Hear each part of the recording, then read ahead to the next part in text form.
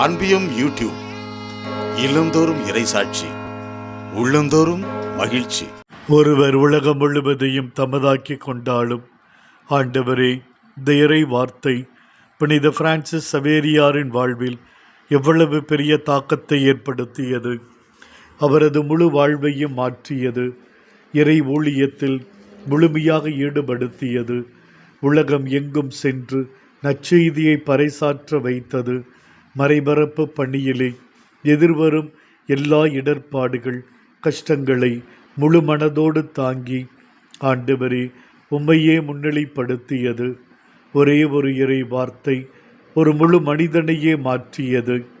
மாற்றப்பெற்ற அந்த முழு மனிதன் வழியாக இந்த உலகிற்கே நற்செய்தியின் ஒளியை கொடுத்தது. ஆண்டவரே, எங்கள் வாழ்க்கையிலும் நிறையவற்றை ஆதாயமாக்கி கொள்ள விரும்புகிறோம்.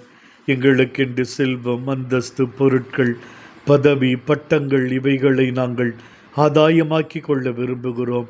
இவைகள் தான் எங்கள் வாழ்வில் நிலையற்றவை, மறையக்கூடியது என்பது எங்களுக்கு தெரிந்திருந்தாலும் மனித பலவீனத்தினால் இதில் நாங்கள் எங்களையே உட்படுத்தி கொள்ளுகிறோம்.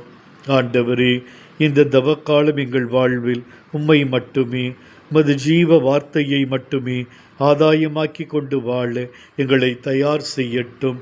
உமது சாட்சிகளாய் எங்களை வாழ வைக்கும்படி வேண்டுகிறோம். ஆமேன். இந்த அன்பியம் யூடியூப் சேனலை நீங்கள் ஷேர் பண்ணுங்க, சப்ஸ்கிரைப் பண்ணுங்க, லைக் பண்ணுங்க. Wish you all the best.